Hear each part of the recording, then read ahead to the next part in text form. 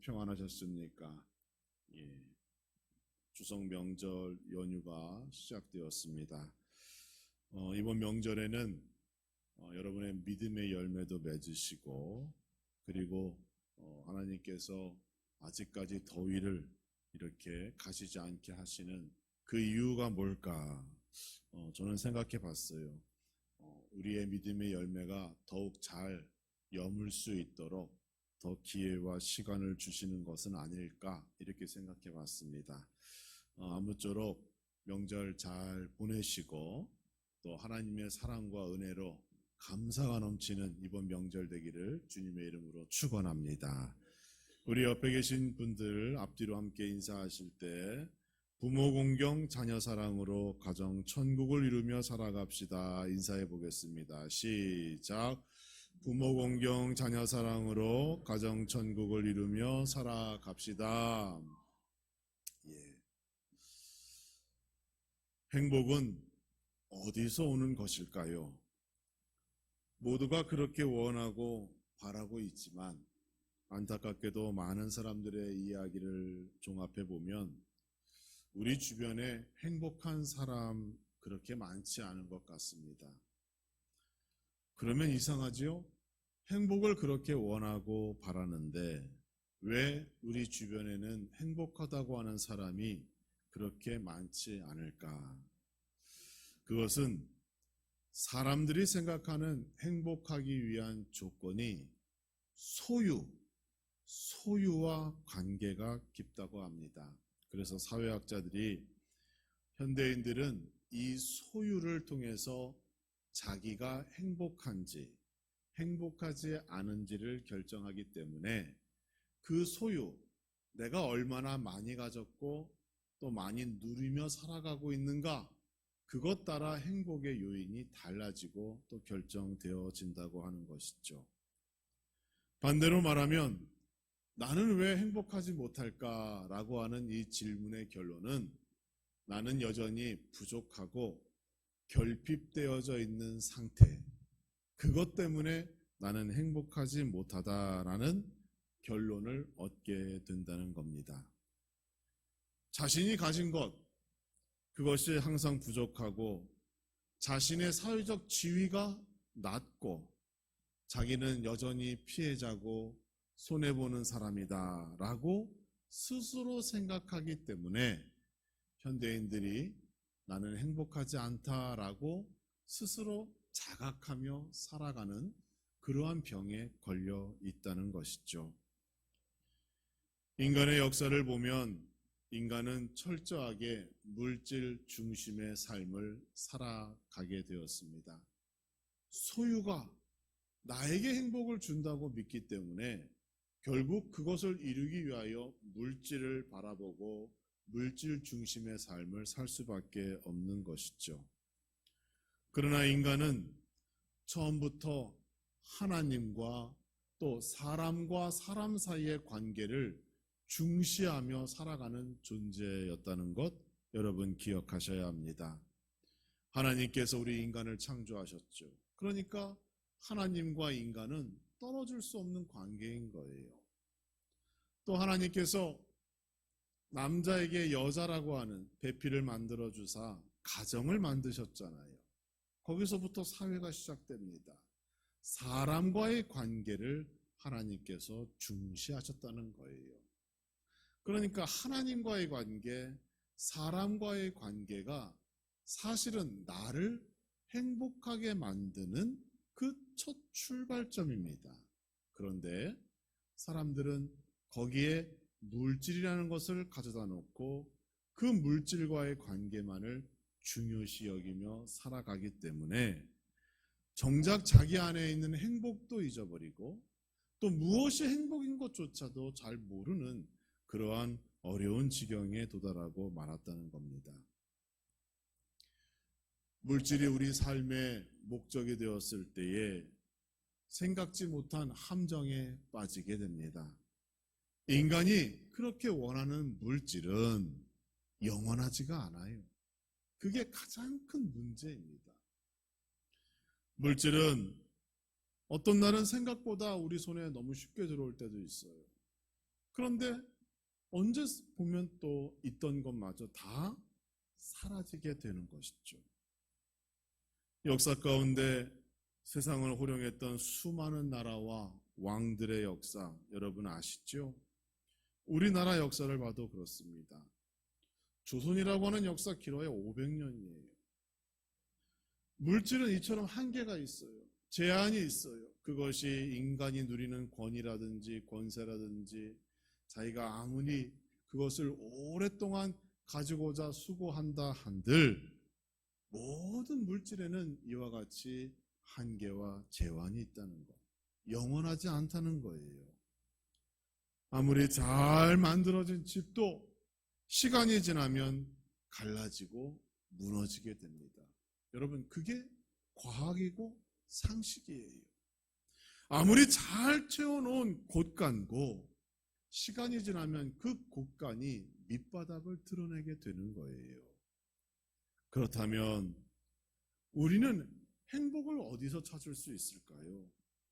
여러분, 세상 안에서 물질도 우리의 행복의 요인이 아니라면 우리는 어디서 진짜 행복을 찾아볼 수 있을까? 세상 가운데서 찾아볼 수 없는 질문의 답은 하나님께, 예수 그리스도께, 그리고 성경 안에 그 답이 숨겨져 있음을 여러분 아셔야 합니다. 그게 지혜로운 사람이에요. 하나님께서는 우리가 장차 직면할 이러한 문제를 일찌감치 아셨어요. 그래서 이 문제를 해결할 수 있는, 다시 말하여 사람이 물질 따라 바라보지 않고 진정한 행복을 경험할 수 있는 법을 세워주셨는데 그 대표적인 법이 모세를 통하여 시내산에서 내려준 10가지 계명, 즉 10계명이 됩니다. 10계명은 새로운 땅에 들어갈 이스라엘 백성들이 반드시 알아야 할 필수적인 행복 매뉴얼이었어요. 그 계명대로만 살아가면 가나안 땅에서 천대까지 행복한 삶을 살아갈 수 있는 방법, 그 매뉴얼이 바로 10계명입니다. 어떤 분들은 하나님의 말씀, 계명, 율법, 법규와 규례 이런 것들이 왜 그걸 만드셔가지고 오늘날 우리 신앙생활을 이렇게 피곤하게 하실까? 그냥 마음껏 축복하시고 우리가 마음대로 살아가게 하시면 내가 그 넉넉함 속에서 더 자유롭게 예수 믿고 잘 살 수 있을 텐데 라고 생각하시는 분들도 계셔요.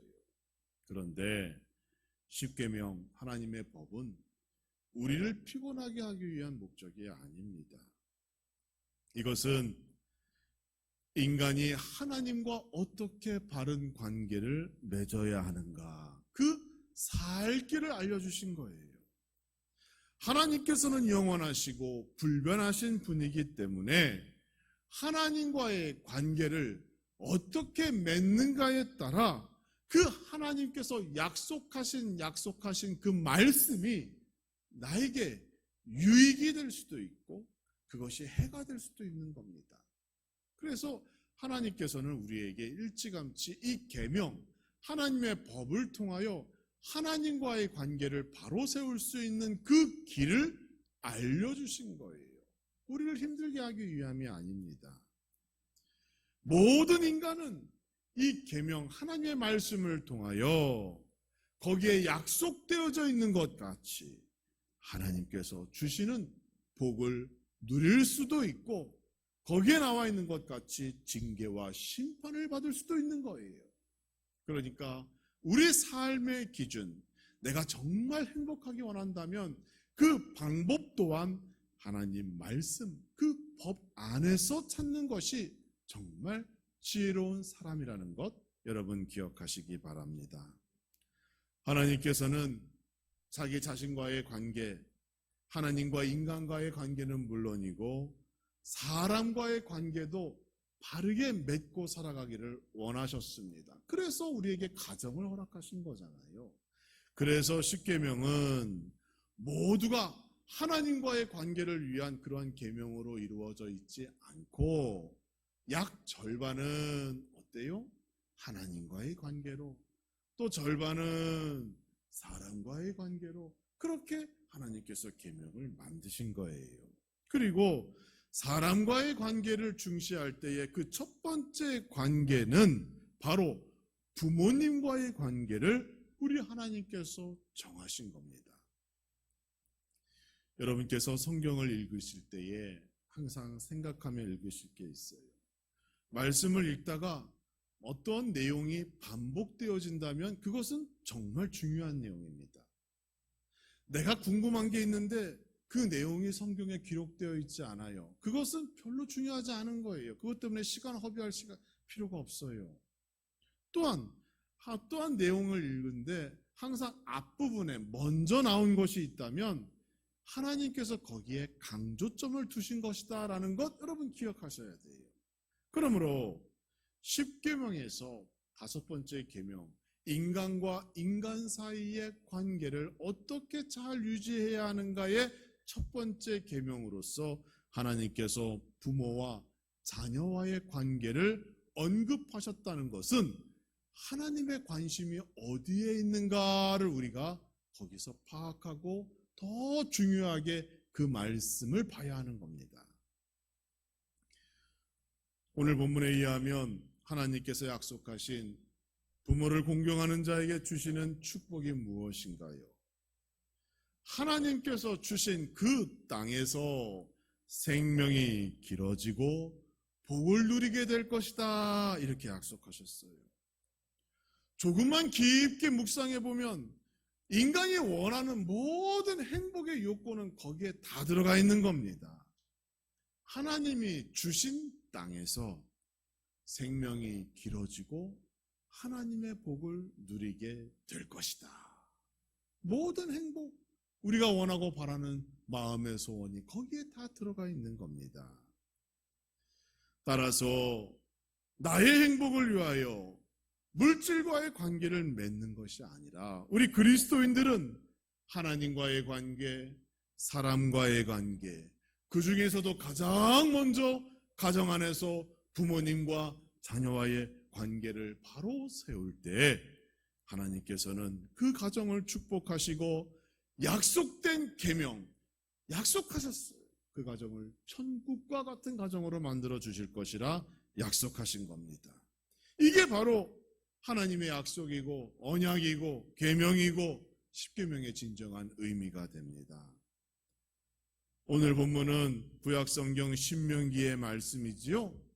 그런데 신약성경에서도 이와 동일한 말씀이 에베소서 6장에 기록되어져 있어요. 에베소서 6장 1절과 3절의 말씀을 보시면 이렇게 기록합니다. 자녀들아, 주 안에서 너희 부모에게 순종하라. 이것이 옳으니라. 내 아버지와 어머니를 공경하라. 이것은 약속이 있는 첫 계명이니 이로써 내가 잘 되고 땅에서 장수하리라 말씀하셨습니다. 여러분 잘 비교해 보세요. 신명기 5장 16절의 말씀을 조금 자세하게 길게 풀어서 설명한 것이 에베소서 6장 1절에서 3절의 말씀입니다. 그러니까 하나님께서는 구약 성경에서도 이 말씀을 강조하셨고 신약 성경에서도 이 말씀을 강조하셨어요. 그만큼 중요하게 여긴 거예요. 그래서 이것을 약속이 있는 계명이라고 부르는 겁니다. 왜냐하면 이 계명을 지키면 하나님께서 약속하신 그 약속의 축복이 이루어지기 때문입니다. 하나님께서 인간에게 10가지 계명을 주셨죠. 거기를 보면 뭐뭐 하라, 뭐뭐 하지 말아라 이렇게 기록되어져 있어요. 그런데 뭐뭐 하라 그리하면 내가 복을 주리라 라고 약속하신 부분은 부모 공경의 계명밖에 없습니다. 여러분 이 점을 우리가 주의 깊게 봐야 하는 거예요. 하나님의 복은 여러분 사실은 가정 안에서 내가 부모님을 어떻게 대하는가에 따라서 내 인생도 달라지고 우리 가정이 하나님의 복을 받고 안 받고가 거기서 이미 다 결정난다는 사실, 여러분 이것을 아셔야 합니다. 그러면 하나님이 그토록 구약과 신약에서 강조하신 아버지와 어머니를 공경하라고 하는 그 공경, 그건 과연 무엇일까요? 가장 먼저로 공경은 부모님을 무겁게 여기는 것이 바로 공경입니다. 히브리어로 공경하라라고 하는 것은 카베드라고 하는 단어인데, 이 단어의 원래의 의미를 보면 무거운이라고 하는 의미를 담고 있어요. 그러니까 하나님께서는 자녀들이 부모를 대할 때 어떠한 마음의 자세, 삶의 자세로 부모를 대해야 하는지를 여기서 말씀하시는 거예요. 어떻게 대해야 해요? 무겁게 대하라는 겁니다. 무겁게. 여러분, 부모님을 무겁게 대하는 것, 그것이 부모 공경의 첫 단추입니다. 여기서 말하는 무겁게 대한다는 것은 무엇인가요? 부모님을 바라볼 때 깊은 존경심, 선한 두려움, 순종의 마음, 그리고 사랑의 대상으로 부모님을 바라보는 것, 그게 바로 부모님을 무겁게 여기는 거예요. 성경을 보면 부모님을 무겁게 대했던 대표적인 인물이 있습니다. 룻이라는 여인이에요. 부모 공경의 모델, 그러면 구약의 룻을 첫 번째로 꼽습니다. 왜 그런가 하면 룻이라고 하는 여인은 시어머니의 말씀에 순종하였고 시어머니와 함께 고향 땅으로 돌아갔고 여러 가지 일들이 있었어요. 나중에 예수 그리스도의 조상이 되잖아요. 그런데 그것 이전에 룻이라고 하는 여인이 정말로 대단한 이유가 있습니다. 룻은 유대인이 아니에요. 그녀는 모압 여자입니다. 모압 여자는, 모압 사람은 하나님을 섬기는 그러한 족속이 아닙니다. 그들은 크모스라고 하는 전쟁의 신을 섬기는 족속이에요. 크모스라고 하는 신은 얼굴은 소의 얼굴을 가졌고 몸은 인간의 몸을 가진 그러한 우상입니다. 이 모압이라고 하는 족속이 얼마나 호전적인지는 여러분 구약 성경 읽어보시면 아실 거예요. 이스라엘 민족과 매번 싸웁니다. 블레셋 민족만큼 자주 싸우고 다투는 족속이 모압이에요. 그런데 그 모압 여인이었던 룻이 하나님을 섬겼다? 이것은 단순히 종교를 바꾸었다는 것 이상의 의미가 있는 겁니다. 거기에는 그녀가 얼마나 시어머니를 존경했고 사랑했고 그리고 유대 집안의 문화와 전통에 순종했는가, 그가 얼마나 부모에 대하여 깊은 존경심과 사랑으로 부모를 대했는가를 우리가 거기서 엿볼 수 있는 겁니다. 여러분, 죄인이 그리스도를 만나면 어떤 변화가 일어나요? 예수 그리스도를 만나면 그리스도의 피를 의지하여 새 사람이 되어지는 겁니다. 생각하는 것, 행동하는 것, 모든 것이 달라지는 거예요. 인생의 목적도 달라집니다. 가치관도 달라집니다. 심지어 먹는 것도 달라지고, 심지어 말하고 생각하는 모든 것들이 달라지는 거예요. 그래서 새 사람이 되고, 이것을 성경은 중생, 거듭남이라고 말하고 있는 거예요. 룻이 시어머니를 따라 이방 땅, 이스라엘 땅으로 들어갔다는 것은 마치 죄인이 그리스도를 따라 천국으로 들어가는 것으로 비유할 수가 있어요. 모압 여인이 나오미 어머니의 믿음을 따르고 하나님을 인정하고 그 섭리를 믿으며 말씀에 순종할 때에 이방 여인이었던 룻이 예수 그리스도의 조상이 되는 놀라운 축복의 자리에 서게 되는 겁니다. 결국 무엇인가요? 부모 공경이 부모님을 무겁게 여기고 깊이 존경하고 사랑하고 순종하는 그 마음이 자기 자신을 복되게 만들었다는 것을 성경은 말씀하고 있습니다. 부모님을 무겁게 대하시고 존경하시고 사랑하시는 여러분 모두와 이번 추석 명절 되기를 주님의 이름으로 축원합니다. 또한 부모님을 존중하는 자녀가 부모 공경하는 자녀입니다. 여러분, 존중이라는 게 뭡니까? 존중은 한자로 풀어 얘기하면 상대방을 중요하게 이런 거예요. 중요하게. 상대방을 중요한 사람으로 인정하는 것이 존중입니다. 제가 설교 초반에 인간이 물질과 관계를 맺었다라고 말씀드렸어요. 하나님이 아닌 물질과 관계를 맺은 인간은 상대방을 인정하고 존중하는 기준도 물질과 관련시켜서 생각하게 됩니다. 내가 생각하는 중요한 것이 물질이기 때문에 상대방을 생각할 때에 그가 얼마나 많은 물질을 가지고 나보다 높은 지위가 있는지 없는지 그것을 판단하여 상대방을 존중한다는 거예요. 잘못된 것이죠.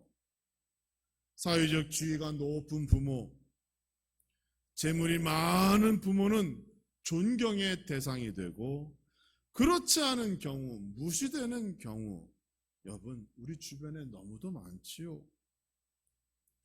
우리 주변에 부모를 대하는 자녀들의 태도가 물질과 연관되어 있음은 사실 부정할 수 없는 우리의 잘못됨이고 죄입니다. 여러분, 이러한 모습은 부모님을 진심으로 존경하고 사랑하는 것이 아니에요. 그것은 부모님의 장점, 부모님이 가진 것을 내가 사랑하는 것뿐입니다. 그분이 나의 부모라는 사실, 그것 하나만으로도 부모님을 중요한 사람으로 인정하고 존중할 수 있는 자녀가 되어야 하는 거예요.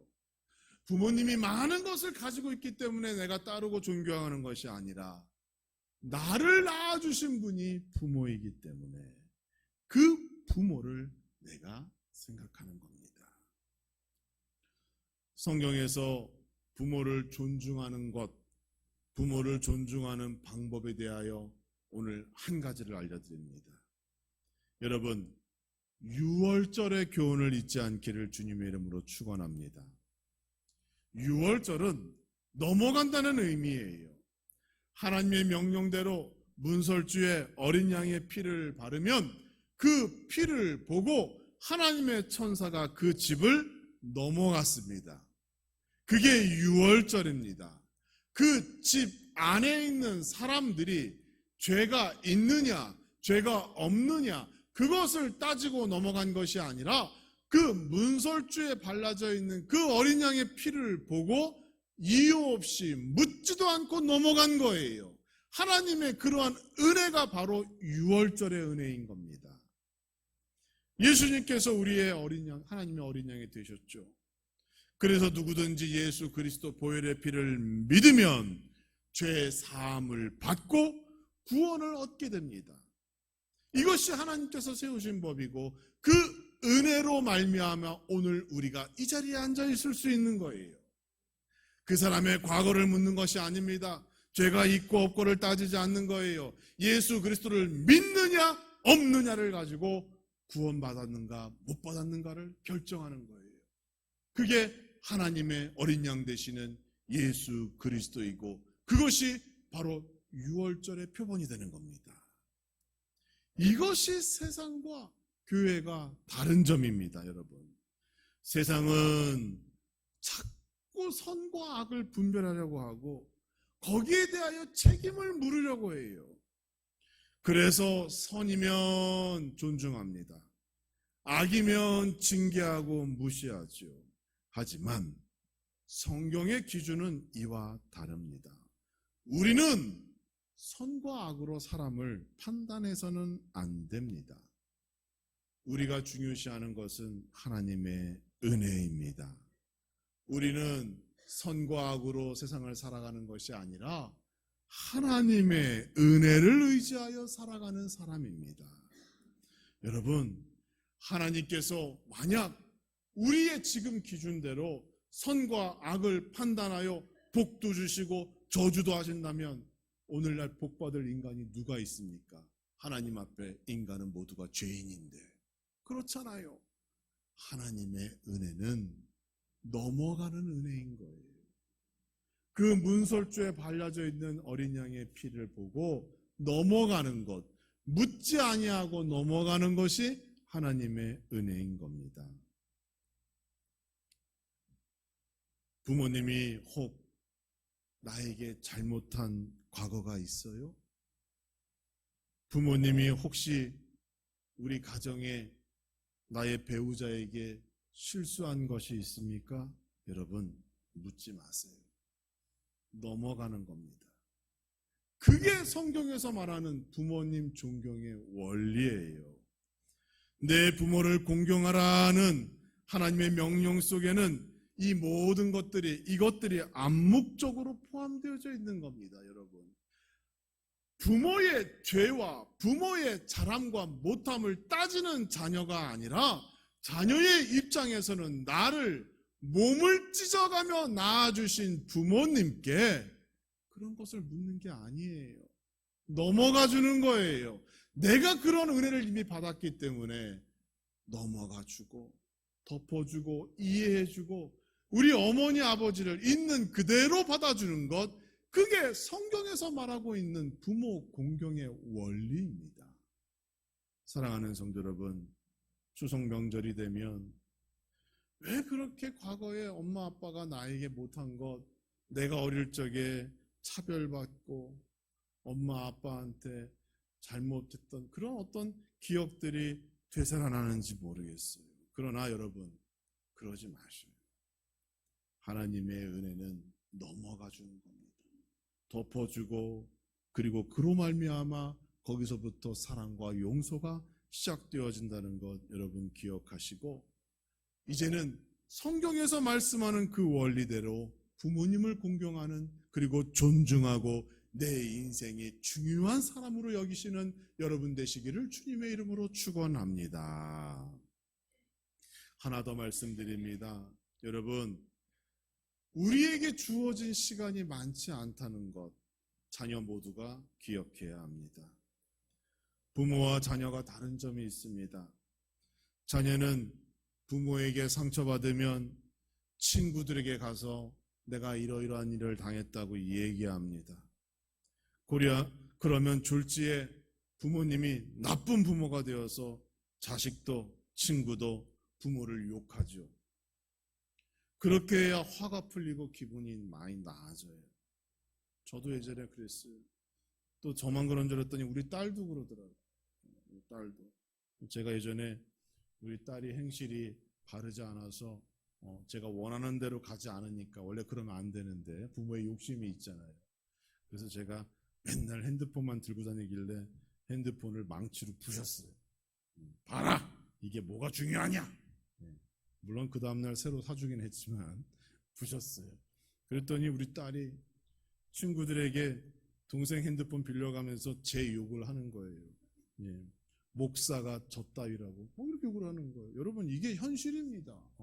우리 애들은 안 그러겠지? 여러분, 천만의 말씀입니다. 상처받으면 자녀들이 친구들과 함께 부모 욕하는 게 현실이에요.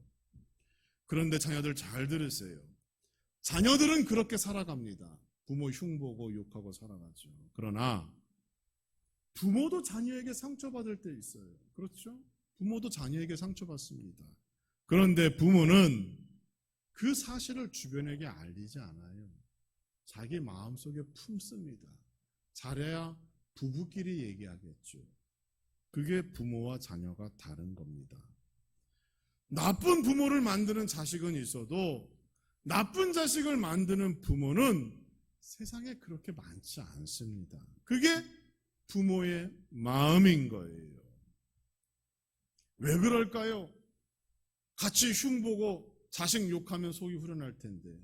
하지만 부모에게는 자식을 향한 특별한 사랑이 있기 때문에 그러지 못하는 겁니다.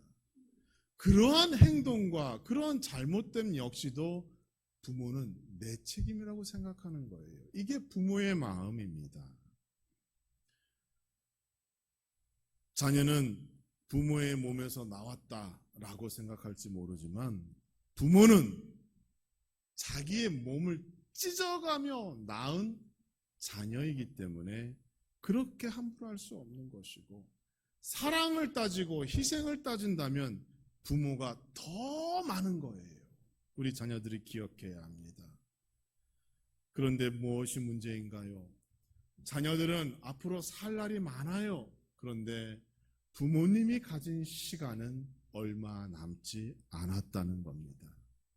다른 말로 얘기하면 부모를 사랑할 수 있는 시간이 많지 않습니다. 부모님을 용서할 시간이 많지 않습니다. 시간이 얼마나 빠르게 지나는지 몰라요. 사랑할 수 있는 시간도, 용서할 수 있는 시간도, 함께 지내며 함께 밥 먹고 함께 웃으며 함께 살아갈 시간이 많지 않다는 게 우리 부모님의 현실입니다. 이러한 절박함이 자녀에게 있을 때 부모 공경은 진실한 마음으로 시작되어지는 거예요. 진실한 마음으로. 사랑하는 성도 여러분, 부모 공경은 약속이 있는 계명입니다. 현대사회에서 성공하는 방법이 많이 제시되어져 있어요. 어떤 사람은 주식을 하라고 그러고 어떤 사람은 코인을 하라고 그럽니다. 어떤 사람은 부동산 불패의 나라이기 때문에 아파트를 사고 집을 사고 땅을 사야 된다고 그럽니다. 초등학생들에게 장래의 꿈이 무엇인지 물어봤더니 절반은 의사고 절반은 유튜버래요. 모두가 한결같이 쉽게 돈을 벌 수 있는 방법을 성공의 비결이라고 세상은 가르치고 있는 이때에 성경은 우리에게 다른 길을 제시하고 있습니다. 성경은 부모 공경이 진정한 인생의 성공자의 길이고, 부모 공경이 결국은 나를 복되게 하는 길이고, 부모 공경이 이 가정을 더욱 튼튼히 강화시키고 유지하며 살리는 길이라고 말씀하고 있습니다. 사람이 말한 것이 아니라 하나님께서 말씀해 주셨고 약속해 주신 계명입니다. 땅 위에서 생명이 길어지는 축복, 마음의 소원이 이루어지는 축복, 손대어 하는 일들마다 잘되고 형통케 되어지는 축복이 바로 부모를 공경하는 자가 받는 하나님의 약속된 축복입니다.